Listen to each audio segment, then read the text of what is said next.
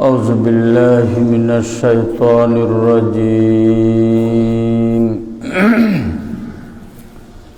بسم الله الرحمن الرحيم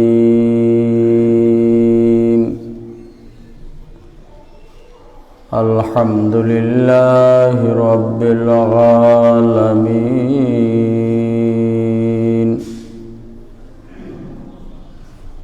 والعاقبة للمتقين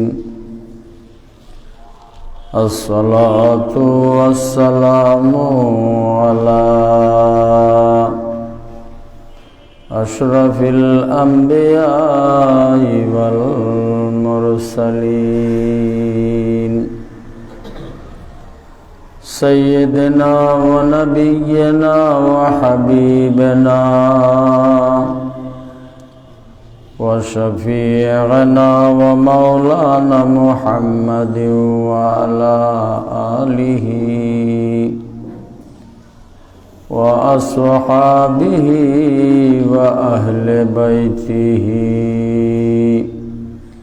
وعلماء أهل سنته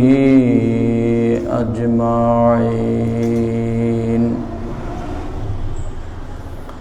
أما بعد فقد قال الله تعالى جل جلاله وأما نواله في القرآن المجيد والفرقان الحميد فأعوذ بالله من الشيطان الرجيم بسم الله الرحمن الرحيم وعلمك ما لم تكن تعلم وكان فضل الله عليك عظيما صدق الله مولانا العظيم وصدق رسوله النبي الكريم الحبيب الأمين آمرا ومخبرا إن الله وملائكته يصلون على النبي يا أيها الذين آمنوا صلوا عليه وسلموا تسليما সকলে প্রাণ ভরে প্রাঞ্জল ভাষায় আল্লাহর হাবিব সাল্লাল্লাহু আলাইহি ওয়াসাল্লামের উপর দুরূদ ও সালাম পাঠ করুন। আসসালাতু ওয়াসসালামু আলাইকা ইয়া রাসূলাল্লাহ আসসালাতু ওয়াসসালামু আলাইকা ইয়া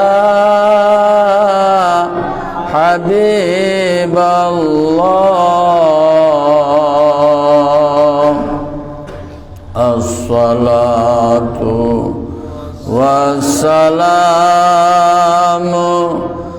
আলাইকা ইয়া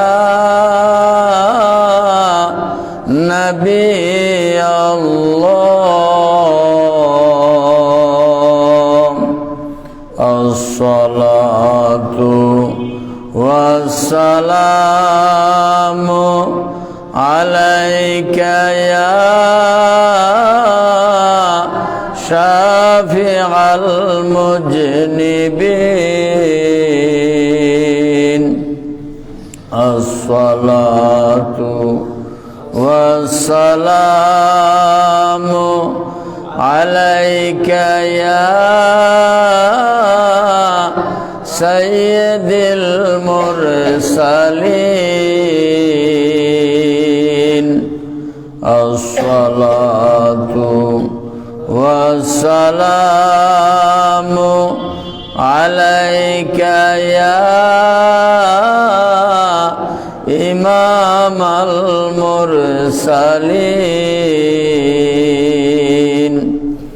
الصلاة والسلام عليك يا رحمة للعالمين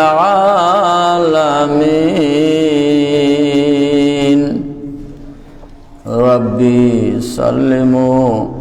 سلموا دائما على حبيبك خير خلق كلهم الحمد لله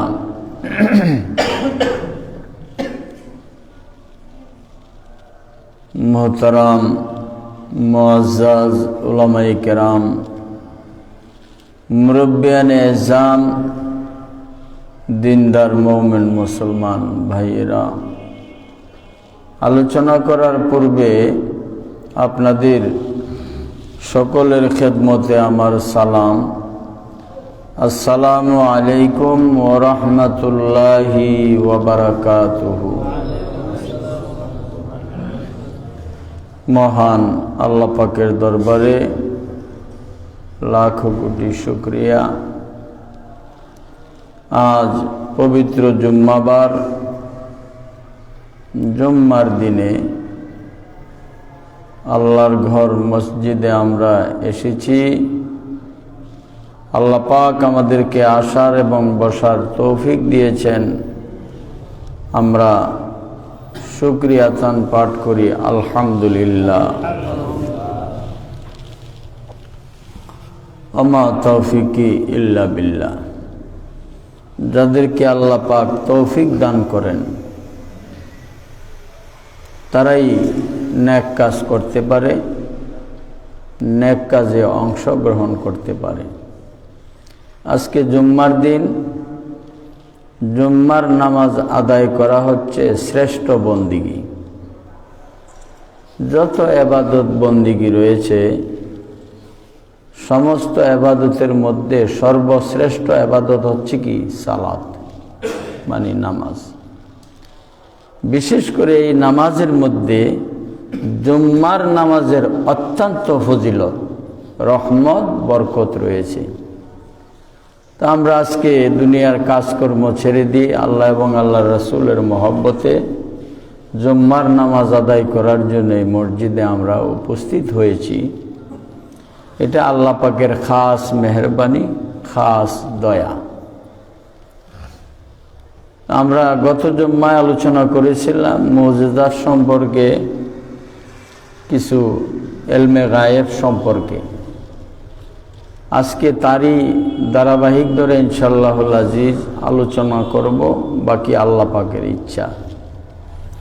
আল্লাহ যেন আমি গুনাহগারকে সঠিকভাবে বলার এবং আপনাদের সকলকে যেন সহিশুদ্ধভাবে বুঝবার ক্ষমতা আল্লাহ পাক দান করেন। সবাই পাঠ করুন আল্লাহুম্মা আমিন। আজকের খুতবার আলোচ্য বিষয় হচ্ছে রাসূলুল্লাহ সাল্লাল্লাহু আলাইহি সাল্লামের খোশ খবরি সম্পর্কে। তিনি যে আগাম শুভ সংবাদ দিয়েছেন এই ব্যাপারে যৎকিঞ্চিত আলোচনা করব, যদি আল্লাহ পাক আমাকে তৌফিক দান করেন। নবী রাসূলদের জন্য মুজিজা হচ্ছে শর্ত। আল্লাহ পাক প্রত্যেক নবী রাসূলদেরকে কম বেশ মুজিজা দান করেছেন। সমস্ত নবী রাসূলদেরকে আদম আলাইহিস সালাম থেকে আরম্ভ করে ঈসা রুহুল্লাহ পর্যন্ত 1 লক্ষ 2 লক্ষ মতান্তরে 3,24,000 পয়গম্বর। আল্লাহু আলাম, আল্লাহই সব ভালো জানে। সমস্ত নবী রাসূলদেরকে যেই যেই মুজিজা আল্লাহ পাক দান করেছেন, এককভাবে আমার রসুল সাল্লাল্লাহু আলাইহি সাল্লামকে তার চাইতে হাজারো গুণ বেশি মর্যাদা মুজিজা দান করেছেন।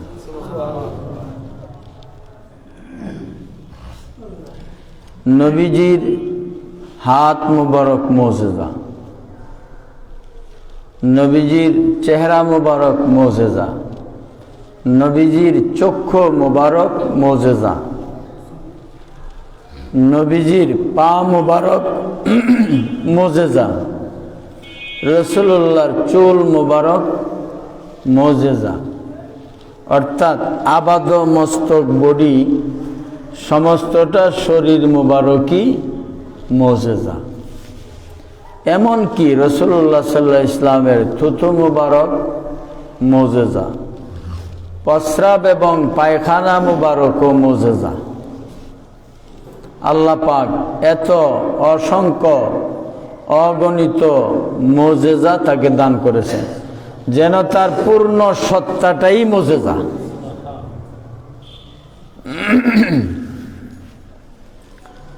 তো রাসূলুল্লাহ সাল্লাল্লাহু আলাইহি ওয়াসাল্লামকে আল্লাহ পাক এইভাবে মুজিজা দান করেছেন।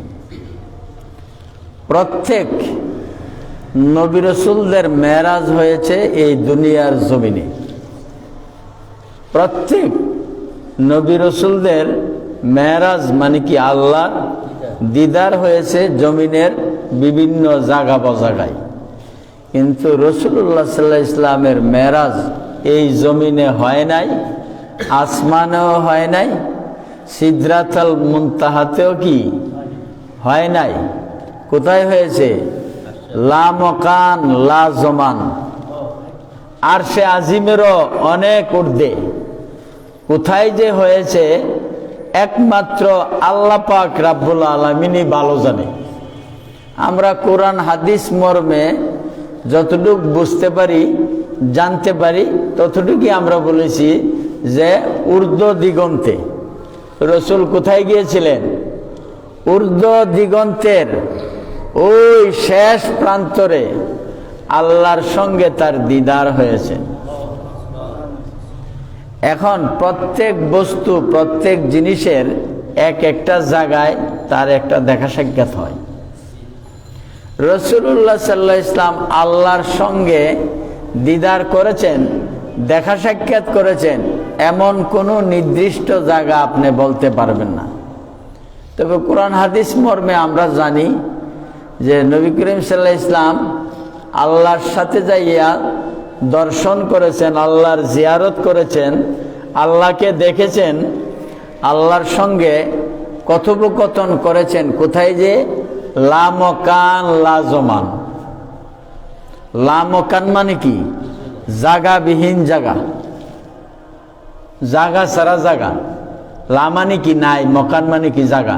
তো তর্জমাটা যদি করি তাইলে জাগাবিহীন জায়গা। লা জমান, জমানাবিহীন জমানা, যেখানে অতীত নাই, বর্তমান নাই, লম্বাই নাই, চৌড়াই নাই, কোনো কিছুই নাই, এমন একটা স্থানে, এমন একটা জায়গায় আল্লাহ এবং আল্লাহর নবী মহামিলন করেছিলেন। কোথায় করছে? একমাত্র জানে আল্লাহ, জানে রাসূলুল্লাহ। তো মেরাজের ঘটনাটা সম্পূর্ণটাই রহস্যপূর্ণ। মেরাজের সম্পূর্ণ ঘটনাটা আগাগোড়া রহস্যে ভরা। তবে একটা জিনিস আছে, রহস্যের জিনিস রহস্যের আবরণের দ্বারা ডাইক্যা রাখাই শোভনীয়। রহস্যের ব্যাপারগুলিকে রহস্যের আবরণের দ্বারা ডেকে রাখাই হচ্ছে সবচাইতে শোভনীয় ব্যাপার। এখন রাসূলুল্লাহ মুহূর্তের মধ্যে লা মকান লা জমান পাড়ি দিয়ে আবার কোরআন হাদিস মর্মে আমরা জানতে পারি 70,000 নুরানি পর্দা ভেদ করে আল্লাহর খাস হেরেমে যাইয়া আল্লাহর সঙ্গে কথোপকথন করেছেন, আল্লাহকে দেখছেন, দেখিয়া আল্লাহর সঙ্গে কথা বলেছেন। এবার আয়েশা সিদ্দিকা রাদিয়াল্লাহু তাআলা আনহার হুজরাতে রাসূলুল্লাহ ছিলেন। মেরাজ রজনীতে কোথায় তিনি পালা ছিলেন? আম্মা আয়েশা সিদ্দিকা রাদিয়াল্লাহু তাআলা আনহার ঘর মুবারকের মধ্যে ওনার পালা ছিলেন। এখন উম্মে হানির ঘরে পাওয়া যায়, কিন্তু প্রথম অবস্থাটা আয়েশা সিদ্দিকার ঘর থেকে হয়তো উম্মে হানির ঘরে তিনি চলে গিয়েছেন। সেখান থেকে জিব্রাইল মিকাইলের নেতৃত্বে লক্ষ কোটি ফেরেশতার মাধ্যমে ওয়েলকাম, শুভেচ্ছা স্বাগতম জানাইয়া বাইতুল মুকাদ্দাস মসজিদে নিয়ে গেছেন। বাইতুল মুকাদ্দাস মসজিদে 2 রাকাত নামাজ ইমামতি করার পরে মেরাজে লাফ দিয়া এক লাফে এক আসমান, 7 লাফে 7 আসমান পাড়ি দিয়া আরেকটা লাফ দিয়া সিদরাতুল মুনতাহায় চলে গেছে। এইখানে যাইয়া আর যাওয়ার কারো কোনো কি সাধ্য ক্ষমতা নাই, না বুরাকের ক্ষমতা আছে, না জিব্রাইলের ক্ষমতা আছে। মানে এমন একটা স্থানে গেছে যে সৃষ্টি রাজ্যের শেষ প্রান্তরে, সিদরাতুল মুনতাহা মানে শেষ প্রান্ত, অর্থাৎ সৃষ্টি রাজ্য ওই পর্যন্ত সীমানা, এর ঊর্ধ্বে আর সৃষ্টি জগতের কেউ যেতে পারবে না, পারে না, সম্ভব না। সেইখানে গেছেন। তো যাইয়া জিব্রাইল আলাইহিস সালাম কই, ইয়া রাসূলুল্লাহ, আমি আর যাইতে পারবো না, আমার গন্তব্য এই পর্যন্তই শেষ।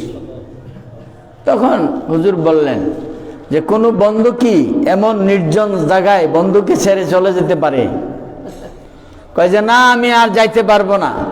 আমি যদি এখান থেকে 1 চুল পরিমাণ অগ্রসর হই, 1 কেশাগ্র পরিমাণ মানে চুল পরিমাণ যদি সামনে অগ্রসর হই, ফরুগে তাজাল্লি বসুজাত পরম, ফরুগে তাজাল্লি বসুজাত পরম, আমার যে আল্লাহ পাক 600 কিংবা 1000 পর দান করছে, আমার পরগুলি জলে পুড়ে ছারখার হয়ে যাবে। আমি আর হুজুর সামনে বাড়তে পারবো না। এখন ফরুক বলছেন, এই ফরুকটা কি আল্লাহ না রাসূলুল্লাহ? এটা আম। ফরুগে তাজাল্লি বসুজাত পরম, ইয়া রাসূলুল্লাহ, আমি যদি এখান থেকে সামান্য একটু অগ্রসর হই তো নূরের তাজাল্লির দ্বারা আমি জলে পুড়ে কি হয়ে যাব? বশীভূত হয়ে যাব, আমার অস্তিত্ব থাকবে না। এইখানে হাকিকতের উলামায়ে কেরামগণ 2 দলে বিভক্ত হয়ে গেছেন। কয় দলে? 2 দলে বিভক্ত হয়ে গেছেন। কিছু কিছু উলামায়ে কেরাম বলেন যে আল্লাহর নূরে জিব্রাইল জ্বলে যেত। আবার কিছু কিছু মুহাক্কিকিন বলেছেন যে না, যেহেতু এখানে আল্লাহর কথাও নাই, রাসূলুল্লাহর কথাও নাই, ফরুগে তাজাল্লি, শুধু ফরুগে তাজাল্লি, যে তাজাল্লির জলকের দ্বারা শেষ হয়ে যাবে। এখন কার জলক? এটা কি আল্লাহ ইসকা ফরুক, কিসকা ফরুক है? ये अल्लाह का फरूक है ना रसूलुल्लाह सल्लल्लाहु अलैहि वसल्लम का फरूक है? এক দলে বলতেছে রসুলুল্লাহর ফরুকে জ্বলে যাবে, আরেক দল বলতেছে আল্লাহর ফরুকে কি জ্বলে যাবে। তো যাক, ছেড়ে দিলাম, এত গভীরে যাওয়ার দরকার নাই, বুঝে নিতে পারবেন কি না পারবেন আমার যথেষ্ট সন্দেহ লাগে। এখন জিবরাইল আলাইহিস সালাম বলতেছেন, ইয়া রাসূলুল্লাহ, আপনার সঙ্গে যে আমি এতক্ষণ আসলাম, আপনি সৃষ্টির হাইসিয়তে ছিলেন। আপনি যদিও আল্লাহর সৃষ্টি, সৃষ্টির মধ্যে সর্বশ্রেষ্ঠ আলা এবং বালা, কিন্তু আপনি সৃষ্টির গুণে গুণান্বিত ছিলেন, আমিও সৃষ্টির গুণে গুণান্বিত ছিলাম। এখন আপনি যে সামনে অগ্রসর হবেন, আপনি আর সৃষ্টির গুণে গুণান্বিত থাকবেন না, স্বয়ং স্রষ্টার গুণে গুণান্বিত হয়ে যাবেন। জোরে বলুন সুবহানাল্লাহ। আপনি খোদাই জগতের প্রান্তে চলে গেছেন, সামনে অগ্রসর হইলেই আল্লাহর জগৎ।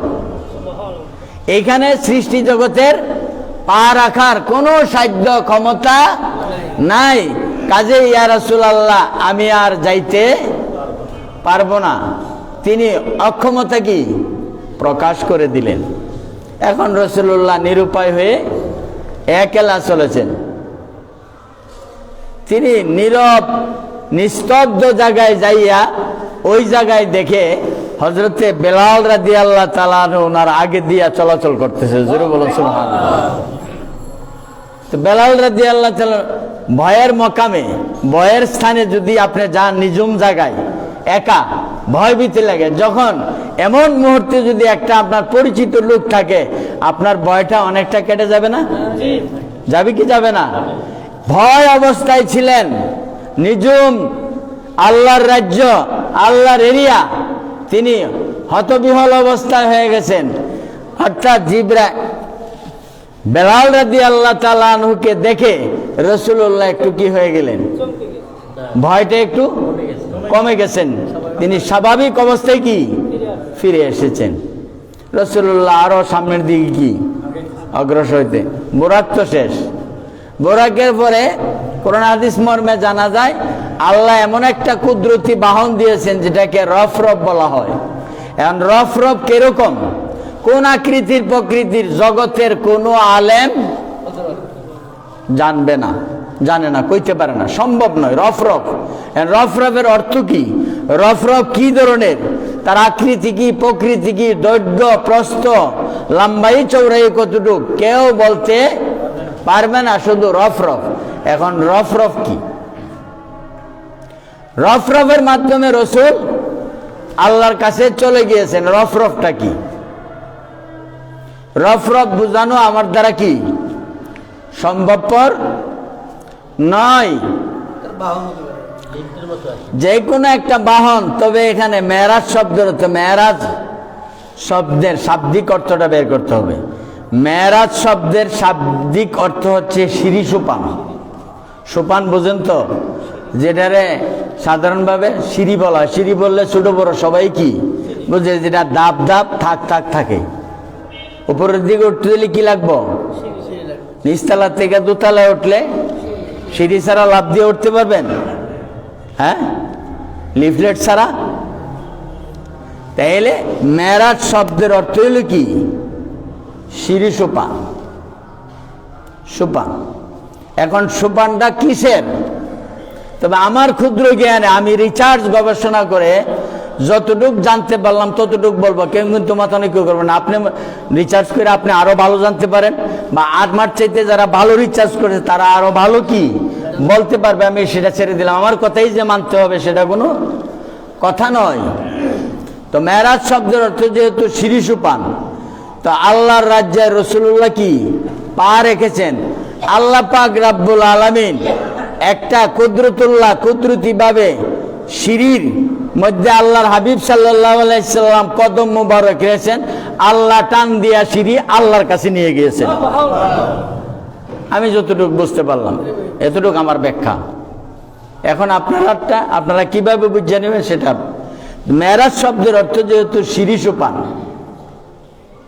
তো আবার হাদিসের মধ্যে আসছে আসসালাতু মেরাজুল মুমিনিন, নামাজ হচ্ছে মুমিনের মেরাজ।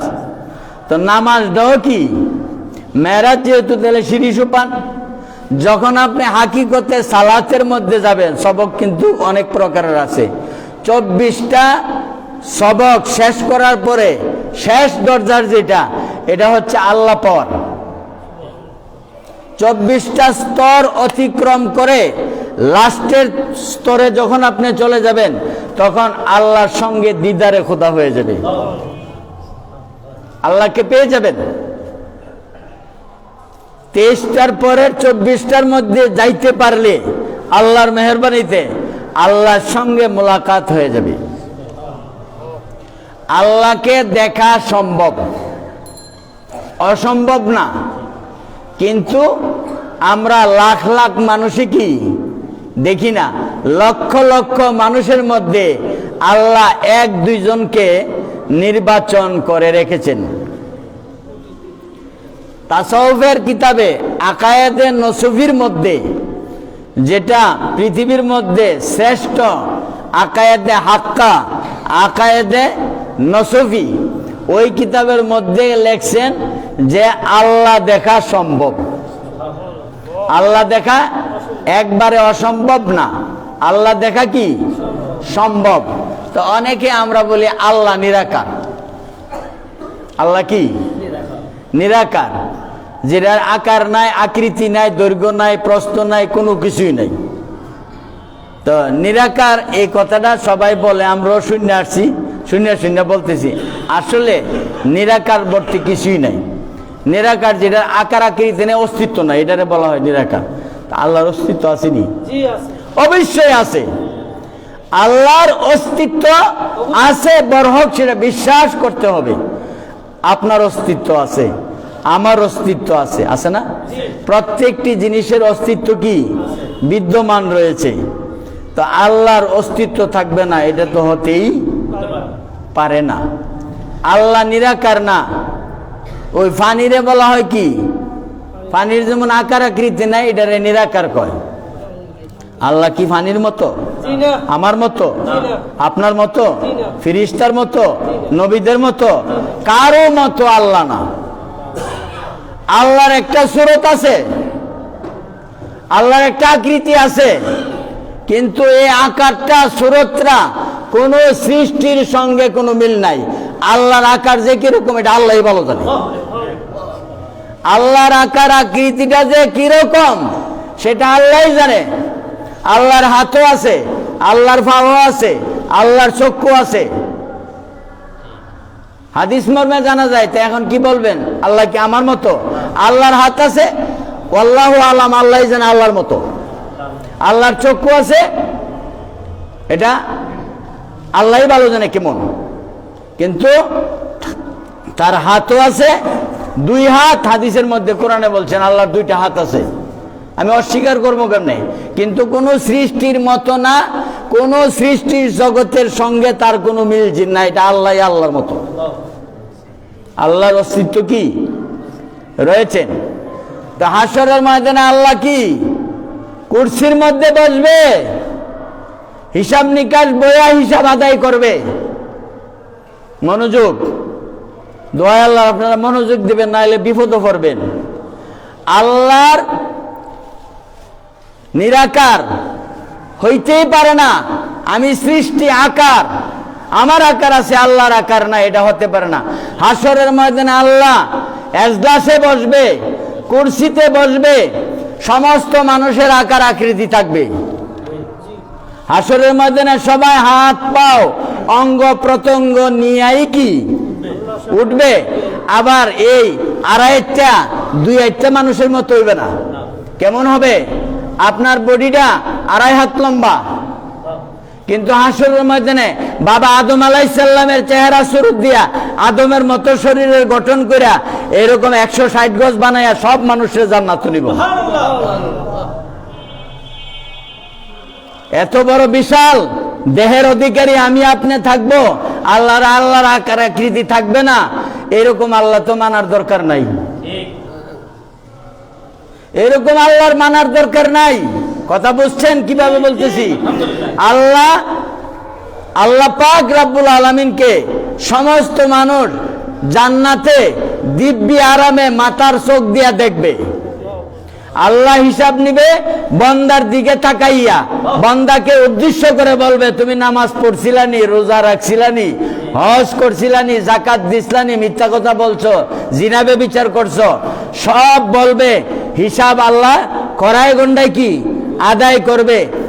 আল্লাহ থাকবে নিরাকার আর বন্দা থাকবে আকার। এটা কি হতে পারে? হাশরের ময়দানে আল্লাহ আকার আকৃতি নিয়ে বান্দার সামনে থাকবে, বান্দা দিব্যি আরামে আল্লাহকে দেখবে। বুঝাইতে পারছি? আমরা আসলে গবেষণা করি না, নাক টেন না ঘুমাই, তো খবর জানাম কেমনে? আসলে এটি নতুন কথা। আসলে 1400-1500 বছর আগের পুরান কথা বলতেছি। আমরা আমল কি হারাইয়া বলছি, নিজের ধন নিজে হারাইছি। আর আমি আল্লাহকে দেখা সম্ভব যদি আমি আপনি না দেখতে পাই। দেখনেওয়ালা কি রয়েছে? আল্লাহ কয় কোরআনে আয়াত দিয়ে দলিল দিব, ওফি আনফুসিকুম আফালা তুবসিরুন। হাফেজ সাহেব হুজুর কোরআন শরীফ আয়াত না? ওফি আনফুসিকুম আফালা তুবসিরুন, আরে আমি তো তোমার মধ্যে বিরাজ করছি, তুমি কি আমারে দেখো না? এর দ্বারা কি বোঝা যায়? ওফি আনফুসিকুম আফালা তুবসিরুন, আরে আমি তো তোমার মধ্যে আছি, তুমি কি আমারে দেখো না? তা আল্লাহ তালাশ করতে আপনি কোথায় যাবেন? মক্কা যাওয়ারও প্রয়োজন নাই, মদিনা যাওয়ারও কি প্রয়োজন নাই, বনে যাওয়ার প্রয়োজন নাই, জঙ্গলে যাওয়ার প্রয়োজন নাই। আপনি আপনার নিজের ভিতরে আল্লাহরে খুঁজেন, আপনি আপনার ভিতরে আল্লাহকে খুঁজেন, পেয়ে যাবেন। এইখানে খোদার কসম আল্লাহ আছে, নবীও আছে, নফসও আছে, রুহও আছে, জান্নাতও আছে, জাহান্নামও আছে, সব কিছু রয়েছে। আপনার নিজের নিজে আগে চিনেন। ইমাম গাজ্জালি কয় তার কিতাবের ভূমিকার মধ্যে দুইটা কিতাব সবচাইতে ইমাম গাজ্জালির বড়, ইহিয়ায়ে উলুমুদ্দিন, কিমিয়ায়ে সাআদাত। এই দুইটা কিতাবের ভূমিকার মধ্যে এই কথাটা প্রথম তিনি এনেছেন, মান আরাফা নাফসাহু ফাকাদ আরাফা রাব্বাহু, যে নিজের নিজে চিনল সে তার আল্লাহকে চিনল। ইমাম গাজ্জালির কথা, আমার কথা নয়। অধিকাংশ উলামায়ে কেরাম কয় এটা নবীর হাদিস, কিছু সংখ্যক উলামায়ে কেরাম বলে এটা হাদিস না। মানলাম আমি হাদিস না, সামান্য সময়ের জন্য মেনে নিলাম হাদিস না, তোমার কথাই আমি গেলাম। কিন্তু হাদিস বুঝতে হলে আমি তো হাদিসের উপর আমার সনদ আছে, কিছু একটা হাদিস বুঝি। একবারে ডাইল মারলে তো সরকারে আমার সার্টিফিকেট দিত না। হাদিস কত প্রকারও কি কি বললে কয়েক ঘন্টা চলে যাবে, বলা সম্ভবপর নয়। হাদিসের মধ্যে কোনো কোনো হাদিস লফজান সহি, তার শব্দের মধ্যে কোনো ভেজাল নাই, শব্দগত দিক দিয়ে হাদিসটা কি একবারে সহি শুদ্ধ, এটাও হাদিস। আবার কিছু কিছু হাদিস রয়েছে মায়নান সহি, লফজের মধ্যে একটু এদিক সেদিক আছে, কিন্তু অর্ধেক দিক দিয়ে কি একদম সহি শুদ্ধ। তো মানলাম এই হাদিসটা লফজান যদি গলতি তাকে থাকতে পারে, সেটা আমি জানি না, আল্লাহই ভালো জানে, কিন্তু তার অর্থটা মানিটা তো চমৎকার। মান আরাফা নাফসাহু ফাকাদ আরাফা রাব্বাহু, যে নিজেকে নিজে চিনল সে তার আল্লাহকে চিনল। কথাটার অর্থ ভালো না খারাপ? তো এই দিক দিয়ে বোঝা যায় যে কি কথাটার দাম রয়েছে, মূল্য রয়েছে। এখন যদি আমি জিজ্ঞাসা করি, আমি আপনাদের কাছে একটা জিনিস অক্ষমতা প্রকাশ করি, কারণ আমি কিচ্ছা কাহিনী জানি না, বলতে শিখিও নাই, চেষ্টাও কোনো সময় করি নাই। যা কিছু কথা আমি বলবো আভ্যন্তরীণ কথা বলতে চেষ্টা করব, আপনারা বুঝে নেবেন। অনেকেই আমার আলোচনা বোঝে না, হুজুরে কি আলোচনা করে। আমি তো বাংলা ভাষায় কথা বলি, বুঝাই বলতেছি না, এক একটা কথাকে রিপিট 2-3 বার করে বলি, যাতে আপনাদের বুঝতে কি অসুবিধা হয় নাই। অনেকেই করে হুজুরে কি আলোচনা করে, এমুকটার উপরে মুখটা। আরে আমি তো সামাজিক আলোচনা সব কিছু আলোচনাই জানি আল্লাহর রহমতে। আপনি ঐতিহাসিক আলোচনা বললেন, তাও ঘন্টার পর ঘন্টা ইনশাল্লাহ বলতে পারবো। যদি বলেন কোরআন শরীফের একটা আয়াত, নবী পাক সাল্লাল্লাহু আলাইহি ওয়াসাল্লামের একটা হাদিস, ফিকহের একটা ইবাদত, তা দিয়েও কয়েক ঘন্টা ইনশাল্লাহ চলবে ইনশাল্লাহ, জানি তো। তো কেন বেছে নিলাম? আরে চিনবো কাকে? আমি কাকে চিনবো দুনিয়াতে এসে? হ্যাঁ, মা চিনাম, মাকে চিনবো যতটুক তার সম্মানের প্রয়োজন, বাপকে চিনবো যতটুক তার খেদমত সম্মানের প্রয়োজন, এর বেশি নয়। আসমান চিনলাম, জমিন চিনলাম, চন্দ্র চিনলাম, সাগর চিনলাম, সমুদ্র চিনলাম, সব কিছু চিনলাম, জানলাম, কিন্তু চিনতে হবে কাকে? হ্যাঁ, আল্লাহকে চিনতে হবে। আল্লাহ চিনার আগে নিজেকে চিনতে হবে। এখন বহুত আমি ডাক্তার হইলাম, ইঞ্জিনিয়ার হইলাম, মৌলানা সাহেব হইলাম, মুফতি সাহেব হইলাম, মুহাদ্দিস হইলাম, মুফাসসির হইলাম, কিন্তু আপনি তো আমার ভিতরে যে একটা আমি আছে, আমার ভিতরে যে আমি নামক একটা সত্তা বসবাস করে, আমি তো তারে এখন পর্যন্ত আমার আমিটাকে চিনলাম না। চিনছেন আপনি? বলেন বুকে হাত দিয়া, কি চিনবেন, কি জানবেন? আরে আল্লাহ চিনার আগে, রসুল চিনার আগে, সব কিছু চিনা জানা, সৃষ্টি চিনার আগে তোমার নিজেকে নিজে চিনো। হ্যাঁ, আমার হাত আছে, পাও আছে, চক্ষু আছে, নাসিকা আছে, অঙ্গ প্রত্যঙ্গ সব কিছু আছে, সব ঠিক আছে, কিন্তু আমার ভিতরে যে একটা আমি নামক সত্তা বসবাস করে রাত্র দিন 24 ঘন্টায়, আপনার আমিটাকে চিনছেন? আমির কালার কি? আমি কতটুক চিনেন না? এখানেই তো গবেষণা করেন। এই আমিকে চিনলেই আল্লাহ চিনা হয়ে যাবে, রসুল চিনা হয়ে যাবে, জান্নাত চিনা হয়ে যাবে, জাহান্নাম চিনা হয়ে যাবে, সব কিছু চিনা জানা হয়ে যাবে। এবার আসেন, নফস হচ্ছে কি? শয়তানের কারখানা, শয়তানের ফ্যাক্টরি। ফ্যাক্টরি থেকে যেমন মাল উৎপন্ন হয় রাত্র দিন 24 ঘন্টায় মাল বাইর হয়, আরে ইটের ফ্যাক্টরিতে কি ইটের ফরমার থেকে কি ইট বের হয় রাত্র দিন 24 ঘন্টা আগুনে পুরা এই বাইর হইতেই থাকে। কাপড়ের ফ্যাক্টরিতে কাপড় তৈরি হইতেই থাকে ফ্যাক্টরি। ঠিক তদ্রুপ নফস হচ্ছে শয়তানের ফ্যাক্টরি। এখানে যত অশ্লীলতা, বেহায়াপনা, যত শরীর বিরোধী কর্ম এর থেকে বাইর হইতেই থাকে, হইতেই থাকে, হইতেই থাকে। এখন আমার ভিতরে নফস আছে না? জি আছে। আচ্ছা, নফসের সাথে আর কোনো কিছু আসেনি? জি আছে। হ্যাঁ, অবশ্যই রয়েছে, যেটা আসল জিনিস, রুহু। রুহু আসেনি? জি আছে। তাহলে নফসের সঙ্গে, নফসটাকে রুহের সঙ্গে এমন ভাবে মিশিয়ে দিছে, দুইটাকে আলাদা করা কঠিন হয়ে যাবে। এখন আমার ভিতরে কি নফস আছে, আবার আল্লাহ পাক রব্বুল আলামিন নফসের সঙ্গে রুহটাকে এমন ভাবে মিশাইয়া দিয়েছেন, নফসের কাজ হচ্ছে শয়তানি করা, আর রুহের কাজ হচ্ছে ভালো কাজ করা।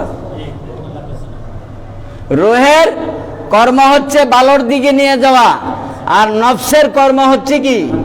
খারাপের দিকে নিয়ে যাওয়া। এই যে অঙ্গ প্রত্যঙ্গ খাদ্যদ্রব্য খায় নফসে, এগুলি খাইয়া নফস বিরাট শক্তিশালী হয়ে গেছে, মোটা তাজা হয়ে গেছে। এখন রুহে আর তার সঙ্গে যুদ্ধ করে কোনো অবস্থাতে পারে না। নফস বলে খারাপ করতে হবে, রুহ এখন তার সঙ্গে শক্তি দিয়া কোলাইতে পারে না। আরে সাধনাও একটা আছে, নফসের সাধনা, আরেকটা আছে রুহের সাধনা। হিন্দুরা, যুগী ঋষিরা, কাফেররা নফসের সাধনা বলে 7 আসমানের উপরে কি আছে এই জায়গায় বসে সে বলে দিতে পারে। আবার সপ্ত দরিয়ার নিচে তাহাতা সারা মাটির সর্বনিম্নের মধ্যে কি আছে সাধু সন্ন্যাসীরা এইখানে বসে বলে দিতে পারবে। একটা হচ্ছে কি নফসের সাধনা, আর একটা রুহের সাধনা। নফসের সাধনা বলে লামকান লাজমান পর্যন্ত খোঁজ খবর রাখতে পারে কোথায় কি আছে কি না আছে।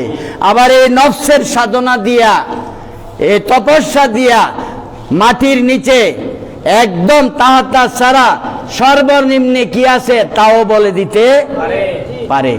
আবার রুহের সাধনা বলেও কি পারে। একটা কথা বলবো, আপনারা মনে কোনো কিছু নেবেন না। মুইতা সিরা ভিজাইলেও ভিজবে, মুতের পানি দিয়া সিরা ভিজাইলে ভিজতো না? আর পবিত্র পানি দিয়া সিরা ভিজাইলে ভিজবনি। এখন যেটা প্রস্রাব দিয়ে ভিজাইলেন এটা কি পাক না নাপাক? নাপাক। আর যেটা বিশুদ্ধ পানি দিয়া ভিজাইলেন সেটা কি পাক, ভিজবে কিন্তু ঠিক। আরে নফসের সাধনা বলে লামকান লাজমান আল্লাহর রাজ্য পর্যন্ত চলে যেতে পারে বান্দা। নফসের সাধনা বলে তাহাতা ছাড়া সমুদ্রের সর্বনিম্নে কি রয়েছে তাও দিব্য আরামে সে বলে দিবে পারবে। রুহের সাধনার দ্বারাও কি বলা যায়, যেমন চিরা ভিজাইলাম পানি দিয়া, পাক সাপ পানি দিয়া, এটা পাক।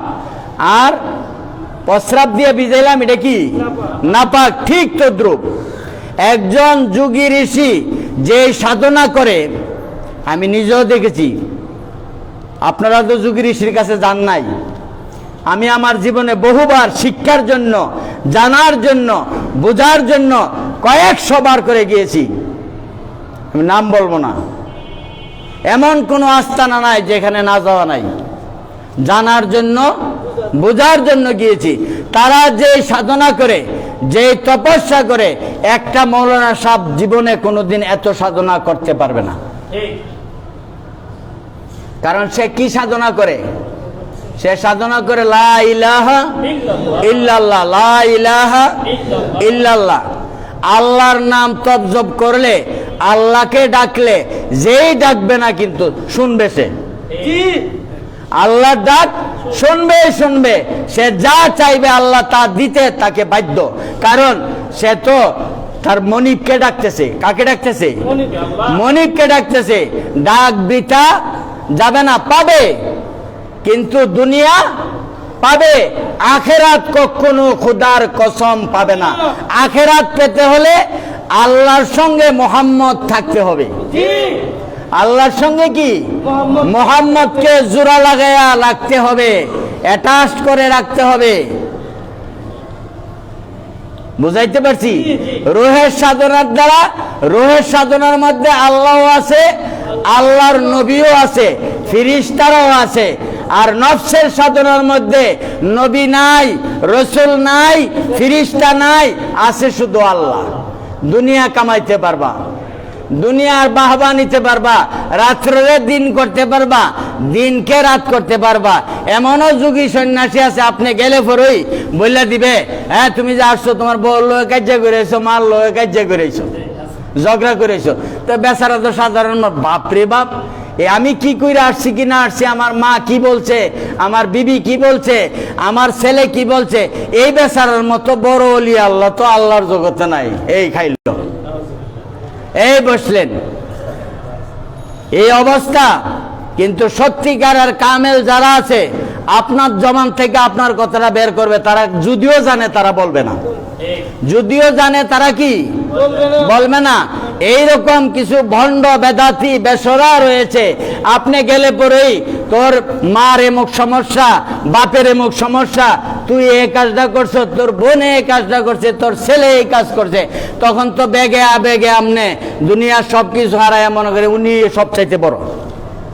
ইমান খান কি বরবাদ করে দিবে। কাজেই নফসের সাধনা, রোহের সাধনা বিরাট তফাৎ। এই নফস শয়তানের কারখানা, শয়তানি দেখা। আর রোহের সাধনা করলে পাক পবিত্র থাকা লাগবে।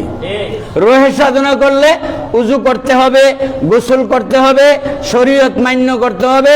আর নফসের সাধনা করলে যত নাফাক থাকবেন তত শয়তানের গোষ্ঠী আপনার কাছে আসর করব, তত দুনিয়ার ক্যারেশমা আপনি কি দেখাইতে পারবেন। ওই যে এক ধরনের বেদাতি বেসরা আছে না, ফাঁকে ফাঁকফান যেতন, ফাঁকে ফাঁকফান যেতন, না ফাঁকে নিরঞ্জন, ও কেন যাবেন না। নিরঞ্জন মানে কি? আল্লাহ। যত অপবিত্র থাকবেন আল্লাহর লগে মিলামিশা হইব।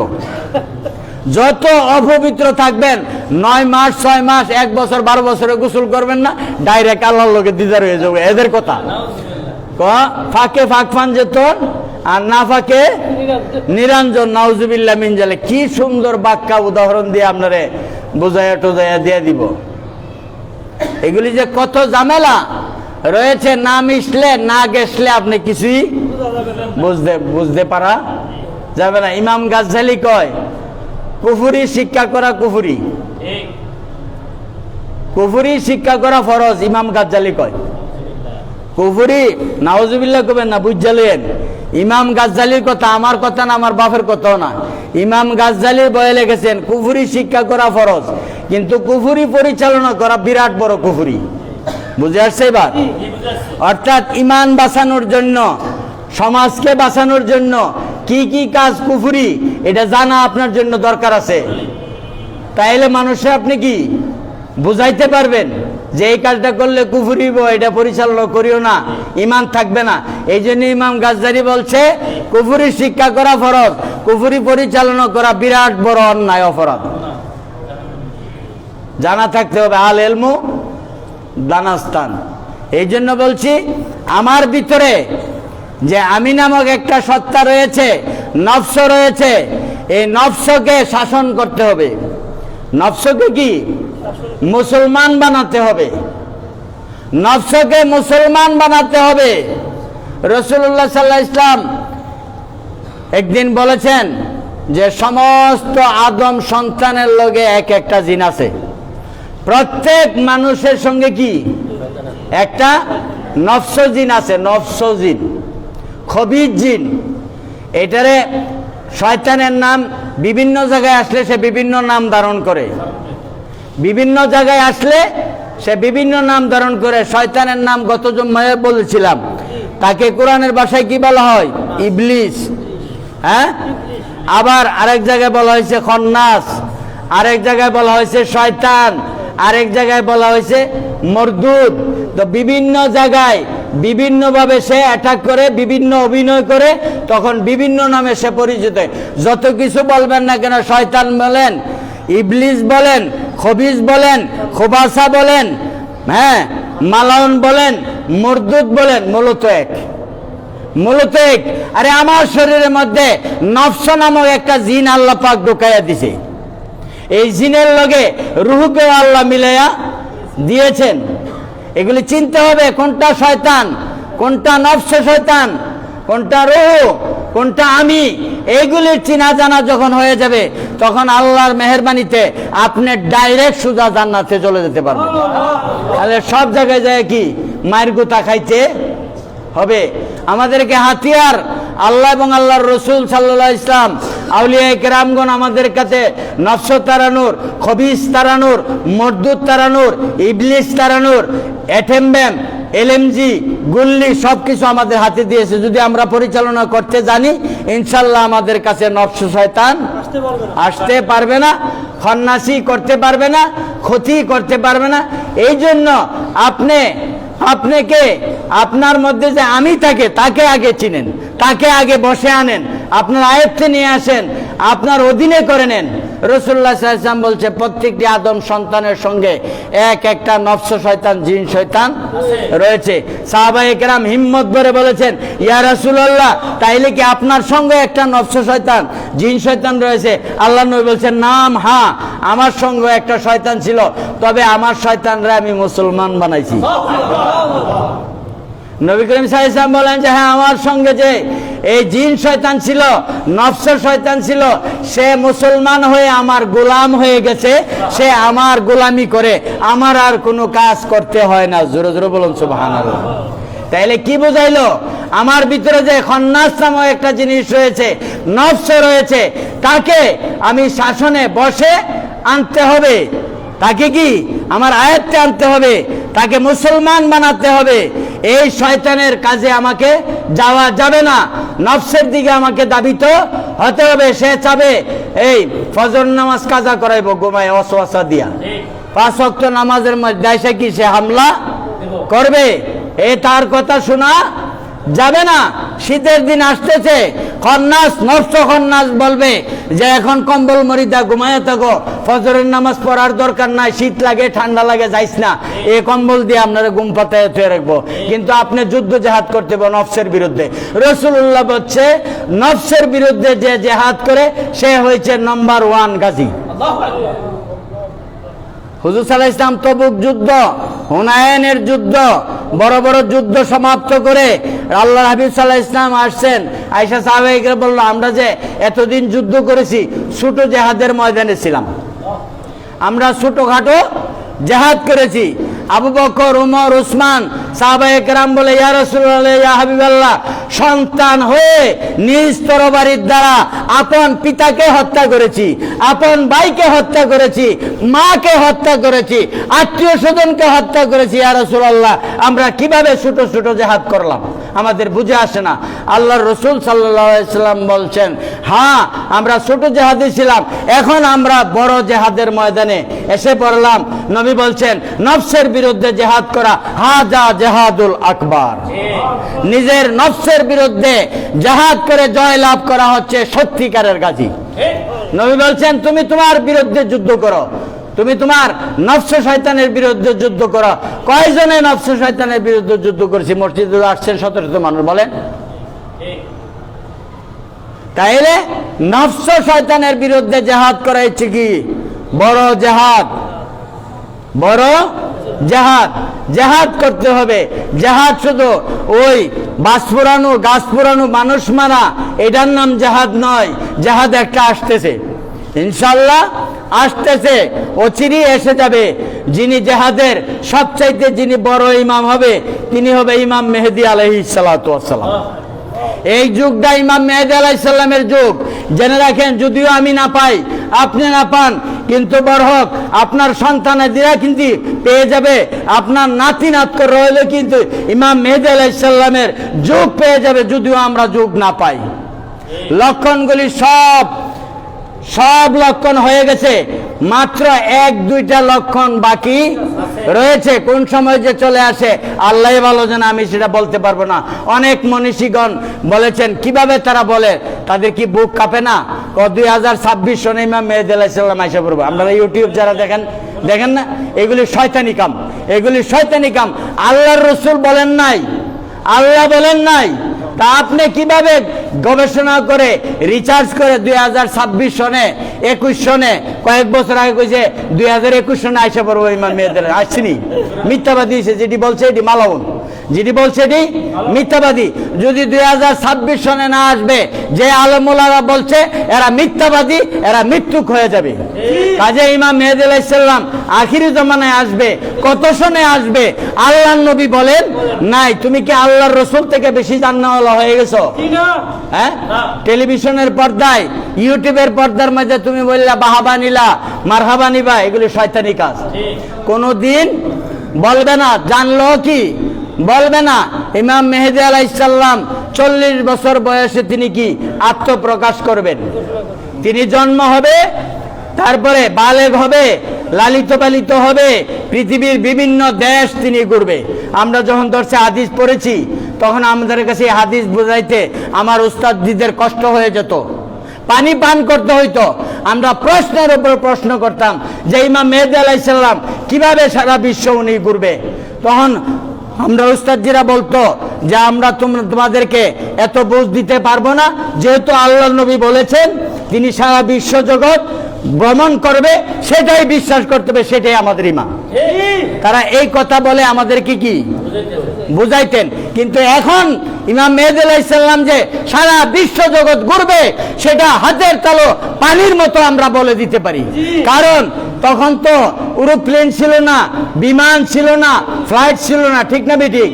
এখন ফ্লাইট দিয়া, বিমান দিয়া এক দেশ থেকে আরেক দেশে ইজিলি আনায়াসে যাওয়া যায় কি যায় না? তাইলে আল্লাহর নবী যে বলেছেন ইমাম মেহেদী আত্মপ্রকাশ হওয়ার আগে সারা বিশ্ব জগতের এমন কোন শহর থাকবে না, এমন কোন দেশ থাকবে না, একাধিকবার তিনি এসে তার সৈনিক তিনি তৈরি করবেন। জোরে জোরে বলুন সুবহানাল্লাহ।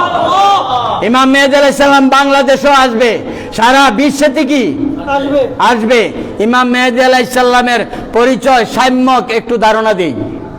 ইমাম মেহেদী আলাইহিস সালামের নাম কিন্তু ইমাম মেহেদী না, মাহাদি হচ্ছে তিনি উপাধি, লকব, টাইটেল। মাহাদি শব্দের অর্থ কি? যিনি হেদায়েত প্রাপ্ত, যিনি হেদায়েতের মডেল, যিনি দুনিয়াতে হেদায়েতের মডেল হয়ে যিনি আসবেন, আগমন করবেন, তাকে বলা হয় কি? মাহাদি। হেদায়েত প্রাপ্ত, হেদায়েত ইয়াফতা, হেদায়েত ইয়াফতা আমরা উর্দুতে পড়েছি। হেদায়েত ইয়াফতা মানে তিনি হেদায়েত প্রাপ্ত হয়ে হেদায়েতের রোল মডেল হয়ে দুনিয়ায় আসবেন। ওনার নাম মাহাদি, আমরা বলি মাহাদি আলাইহিস সালাম, আসলে ওনার লকব টাইটেল। ওনার অরিজিনাল নাম হচ্ছে কি? মুহাম্মদ। ওনার অরিজিনাল নাম কি? মুহাম্মদ। পিতার নাম আব্দুল্লাহ, মাতার নাম আমেনা। তিনি রাসূলুল্লাহর বংশের হবে। আল্লাহ নবী বলেছেন ইতরাতি, আমার বংশ থেকে, আমার নসল থেকে ইমাম মেহেদী আলাইহিস সালাম দুনিয়ায় আগমন করবে। আল্লাহ নবী বলেছেন, তাও বলেছেন যে আমার ফাতেমার বংশ থেকে। তো ফাতেমার বংশ, হাসানের বংশ, আলীর বংশ একই বংশ। তো রাসূলুল্লাহ খুলাসা করে বলেছেন যে ইমাম মেহেদীর নাম হবে আমার নামে। আমার নাম মোহাম্মদ, তার নামও কি? মোহাম্মদ। আমার পিতার নাম আব্দুল্লাহ, তার পিতার নাম কি? আব্দুল্লাহ। তার মাতার নাম আমেনা, আমার মায়ের নাম কি? আমেনা। নাম দাম সব বলে দিয়েছেন। সব কিছু কি বলে দিয়েছেন। তাও বলেছেন সে আমার ফাতেমার বংশের হবে, ফাতেমার নসল থেকে হবে, অর্থাৎ আওলাদে রসুল হবে। তিনি কি হবেন? আওলাদে রসুল। আত্মপ্রকাশের আগে এমন কোনো দেশ নাই, এমন কোনো শহর নাই যেই জায়গায় না আসবে। কার কাছে আসবে? আমার কাছে আসবে, আপনার কাছে আসবে, যার ভিতরে মিটার আছে, যার কাশফুল কুলুব রয়েছে, যে নিজেরে নিজে চিনেছে, এমন ব্যক্তির কাছে আইসা তিনি কি গণনা দিয়ে দেন। এমন ব্যক্তির মাধ্যমে ওনার মিশনের কাজ পরিচালনা কি করবেন। তারপরে তিনি মক্কা মুআজ্জমাতে আত্মপ্রকাশ করবেন হেরেম শরীফের সামনে। কোথায়? তিনি লক্ষণ দেখে পৃথিবীর ওলি আবদালগণ যে মক্কা শরীফে জড়ো হয়ে যাবে, দুনিয়ার অবস্থা ফিতনাগ্রস্ত হয়ে যাবে। প্রত্যেক জায়গায় মুসলমানদেরকে গরু জবাইয়ের মতো গরু জবাই করবে, পাইকারি ভাবে হামলা চলবে। এখনই দেখেন এমন কোন মুসলিম রাষ্ট্র নাই যেই জায়গায় ঝগড়া নাই, ফসাদ নাই, মুসলমানে ঝগড়া করে মরতেছে। ইহুদি নাসারারা এমন কায়দা করেছে যে আমরা ঝগড়া করব না। ইহুদি নাসারা এসে দুনো দলকে ইন্ধন দিয়া লাগাইয়া দিয়েছেন, এদের বাহিনী রয়েছে, এরা মুসলমান সেজে মুসলমানদেরকে মারতেছে, দুই দলে বিভক্ত করে ঝগড়া লাগাইয়া দিছে। সারা বিশ্ব জগতের মধ্যে এই অবস্থায় আছে। আছে কি আছে না? এটা হয়ে যাবে যখন চরম আকারে চলে যাবে, মুসলমানের পিঠ লেগে যাবে দেওয়ালে, আর কোনো বাঁচার সম্ভাবনা থাকবে না।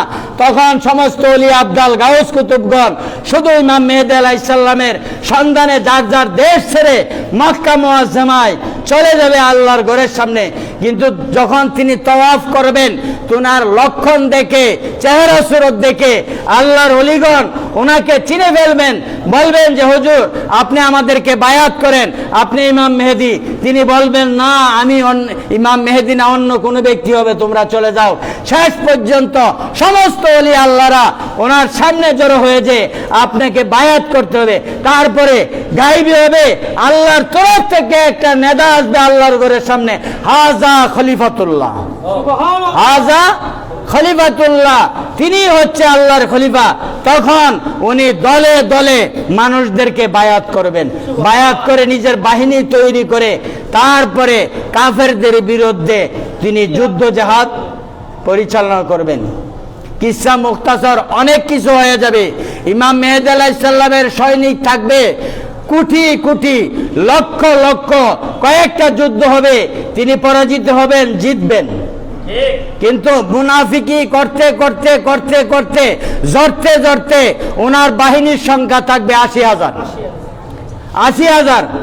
80,000 নিয়ে যুদ্ধ করে সুচয় পরা যখন বেহাল হয়ে যাবে, শর্তে শর্তে মাত্র লাস্ট ফিনিশিং এ 313 জন থাকবে। কতজন? 313 জন মুজাহিদ নিয়ে সারা বিশ্বের কাফেরদেরকে মূলোৎপাটন করে তাওহীদের পতাকা তিনি উত্তোলন করবেন। তাকে বলা হয় ইমাম মেহেদী। ইমাম মেহেদী আলাইহিস সালাম এসে যাবে। আপনারা আল্লাহর কাছে তামান্না করেন, আমিও তামান্না করি যে আল্লাহ আমাকে কিছু হায়াত দাও, আমি যেন ইমাম মেহেদী আলাইহিস সালামের সৈনিক হতে পারি। তামান্না করাতে কোনো দোষ নাই, আপনিও ফজিলত পেয়ে যাবেন। যদিও আপনি না পান, বহু ওলি আল্লাহরা তামান্না করে গেছে অতীতে, বহু ওলি আল্লাহরা কি আরজু আকাঙ্ক্ষা করে গিয়েছেন। কিন্তু আমিও আশাবাদী, যদি ইমাম মেহেদী আলাইহিস সালাম আসে, আমি ইমাম মেহেদী আলাইহিস সালামের সৈনিক হব। আমরা জাতে মুসলমান, ইসলাম জিন্দা হোতা হে হর কারবালা কি বাত। কারবালা ছাড়া ইসলাম কোনোদিন জিন্দা হয় না। ইমাম হুসাইন রাদিয়াল্লাহু তাআলা আনহুর দ্বারা ইসলাম জিন্দা হয়েছে, আর লাস্টের বারে একবারে পরিপূর্ণভাবে জিন্দা হবে ইমাম মেহেদী আলাইহিস সালামের নেতৃত্বের মাধ্যমে। 313 জন নিয়ে কি বিজয় লাভ করবে? মুসলমান দেহের শক্তি দিয়া যুদ্ধ করতে পারে না, জিহাদ করতে পারে না। মুসলমান জিহাদ করে ইমানি শক্তি বলে, রূহের শক্তি বলে।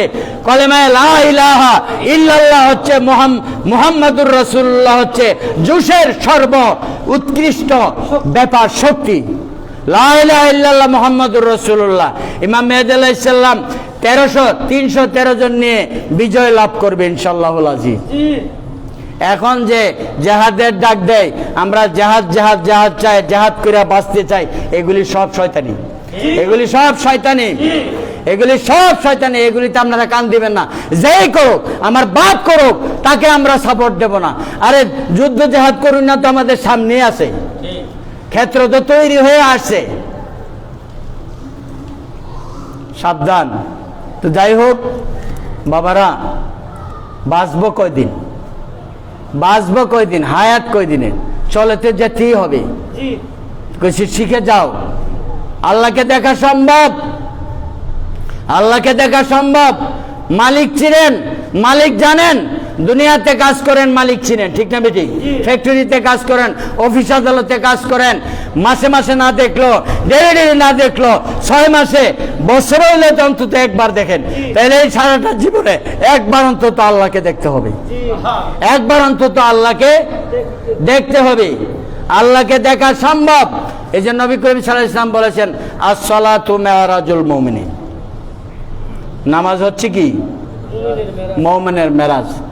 আমি তাসাউফের কিতাব ফাজিল ক্লাসে যখন পড়ি, আইনুল ইলম, ওই কিতাবের মধ্যে রয়েছেন হাকিকতে সালাত, সত্যিকারের যারা সালাত পড়ে তাদের নামাজের মুসল্লা বিছাইলে আল্লাহর পক্ষ থেকে নামাজি ব্যক্তির সেজদার জায়গায় একটা নূরের শিখা চলে আসে। আল্লাহ থেকে কি নূরের শিখা ছেড়ে দেয় তার সেজদার জায়গায়।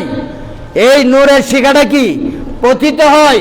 হাকিকতে সালাত, সত্যিকারের নামাজ যিনি পড়েন, যখন সেজদা দিবে এই নূরটা তার পেশানি দিয়া দুইকা এই কালব, রুহু, সের, খফি, আকফা, নফস, আব, আতশ, খাকবাত 10টা লতিফাকে নূর আলা নূর করে দেয়।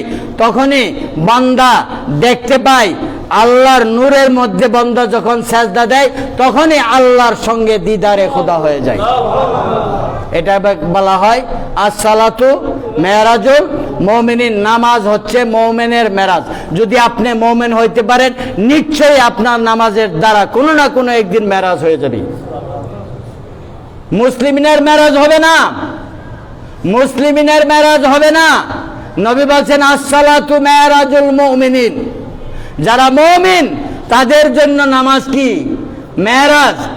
এখন আপনি মুমিনের কাতারে আসছেন কিনা? মুমিন কাকে বলা হয়? আমানা ইউমিনু ঈমানান ফাহুয়া মুমিন। মুমিন ওই সত্তাকে বলা হয় যার আবাদ মস্তক বডি এই দুনিয়ায় থাকাকালীন অবস্থায় জাহান্নামের আগুন হারাম করে দিয়েছে, তাকে বলা হয় মুমিন। তাকে বলা হয় কি মুমিন। এমন ব্যক্তি যখন নামাজের সেজদায় যাবে, আল্লাহর তরফ থেকে নূরের শিখা চলে আসবে, সেজদাটা পড়ে যাবে আল্লাহর নূরের মধ্যে, তখনই আল্লাহ পাক রব্বুল আলামিনের জিয়ারত হয়ে যাবে, দর্শন হয়ে যাবে। যাক, আজকে সময় নাই, আমি বুঝাইতে আর পারবো, অন্য আরেকদিন যদি আল্লাহ তৌফিক দেয় ইনশাআল্লাহ আমি আলোচনা করব। আমি আপনাদেরকে একটি কথা বলতে চাই, আমাদের মসজিদ অনাবাদী মসজিদ, দেনেওয়ালার সংখ্যা নাই বললেই চলে। আপনারাই মুসল্লিগণ হচ্ছে মসজিদের খোরাকি, মুসল্লিরা কি মসজিদের খোরাকি। প্রত্যেক জিনিসের একটা খাদ্যের প্রয়োজন আছে, আছে না? হ্যাঁ, আমার আপনার খাদ্যের প্রয়োজন আছে, আরে মসজিদেরও খাদ্যের প্রয়োজন রয়েছে। যে মসজিদের মধ্যে মুসল্লি নাই, এটা বিরান মসজিদ। এই মসজিদ আল্লাহর কাছে আমার আপনার বিরুদ্ধে, মহল্লাবাসীর বিরুদ্ধে শিকায়েত করবে যে আমাকে খাদ্য দেয় নাই, আমি ক্ষুধার্ত। মুসল্লিরা হচ্ছে এই মসজিদের খোরাকি। ইমাম সাহেব হচ্ছে রুহু। ইমাম সাহেব কি? রূহ। মুসল্লিরা কি? খাদ্য। ইমাম থাকতে হবে। শুধু ইমাম থাকলে কি হবে না? খাদ্য না থাকলে বাঁচবে রুহু? যদি আমি ভাত না খাই, আমার রুহু আমার ভিতরে থাকবে? একটা মানুষ না খায় 27 দিন থাকতে পারে সর্বোচ্চ, তারপরে তো আর থাকবে না, তারপরে তো বের হয়ে যাবে। এই নামাজ পড়ে মসজিদকে আবাদ করতে হবে, নামাজ পড়ে মসজিদকে আবাদ করতে হবে। মানলাম শুক্রবার দিন বন্ধের দিন, অফিস আদালত নাই, ব্যবসা বাণিজ্য অনেকের কি বন্ধ। আজকে সবাই আসছেন, অনেকে হুজুর আপত্তি দেয়, হুজুর 5 ওয়াক্ত নামাজ পড়তে না, অফিস আদালতের জায়গা। ঠিক আছে, ফজরের নামাজের সময় কোনো অফিস আছে নিও? আমি আজকে একটা সত্য কথা বলবো, ফজরের সময় কোনো অফিস আদালত খোলা আছে? তো সব মানুষ তো বাসা বাড়ির থাকে, তাইলে মুসল্লি পাই না কয়জন? কোনো দিন 2 জন 3 জন লয়ে আমার নামাজ পড়তে হয়। বড় জোর মুসল্লি হলে 5 জন 7 জন 10 জনের উপরে ফজরের সময় কোনো মুসল্লি কোনো দিন পাই না এই পর্যন্ত। তাইলে এই মুসল্লিগুলি কোথায় থাকে? আসমানে চলে যা? হ্যাঁ, লামকানে লাজমানে? তারা তো বাসা বাড়িতে থাকে। আরে ফজরের নামাজ যদি অন্তত পড়তে পারে, ঠিক না বেঠিক? তখন তো অফিস আদালত নাই। আসসালাতু খায়রুম মিনান নওম। যখন কানে আপনার আওয়াজটা আসবে ঘুম থেকে নামাজ ভালো, তখন ঘুমানো 1 কোটি বার হারাম। তখন নিদ্রা যাওয়া কি 1 কোটি বার হারাম। যদি আল্লাহর ভয় থাকে, রসুলের ভয় থাকে, যদি আপনি আল্লাহকে মানেন, রসুলকে মানেন, নিশ্চয়ই কম্বল লাথি দিয়ে ফালাইয়া ঠান্ডা পানি দিয়ে উজু করে মসজিদের মধ্যে নামাজ পড়তে আসবেন। তাই একটা জিনিস, অলস 2 কিসিমের। অলস কয় কিসিমের? 2 কিসিমের। গ্রাম্যর অলসগুলি এশারের নামাজ পড়তে পারে না। গ্রাম্য অলসগুলি এশারের নামাজ কি পড়তে পারে না। ওই দিনে হাড় ভাঙ্গা পরিশ্রম করিয়া কবি বাতির মধ্যে টিপদা বাতিরা নিবে, মাগরিবের সময় খাইয়া ঘুমাইয়া ফেরতে এশার নামাজ পড়বো কোন সময়? আর শহরের অলসারই ফজরের নামাজ পড়তে পারে না। শহরের অলসারি ফজরের নামাজ আদায় করতে পারে না। দোয়া আল্লাহর, আপনাদের পায়ে ধরে বলি, এই সমস্ত বিমার যাদের আছে এখনো সময় আছে, তওবা করে সংশোধন হয়ে যান। কবরে গেলে বুঝতে পারবেন মায়ের কাকে বলে, কত প্রকার কি কি ফেরেশতারা টিকা টিপুনি সহকারে বুঝাইয়া দিব। তখন হারে হারে কি টের পাইবেন। এখনো সময় আছে, তাড়াতাড়ি সংশোধন হয়ে যান। সংশোধনের সময় খোলা আছে। তওবা করলে আল্লাহ মাফ করে দিব। তওবা করলেই মাফ করে দিব। আমার আল্লাহ কয়, আরে পাহাড় পরিমাণ গুনাহ করে যদি আমার কাছে তওবা নিয়ে আসো, আমি সমুদ্রের ফেনা পরিমাণ রহমত নিয়ে তোমার কাছে আগায় আসি। জোরে বলেন সুবহানাল্লাহ। আমার আল্লাহ বড় মেহেরবান, আমার আল্লাহ বড় মেহেরবান। এই বলি আমি আপনাদের তরফ থেকে আজকের মতো বিদায় রস করলাম। ওয়া আখিরি দাওয়ানা আনিল হামদুলিল্লাহি রাব্বিল আলামিন। সবাই মেহেরবানি করে সুন্নত পড়ুন।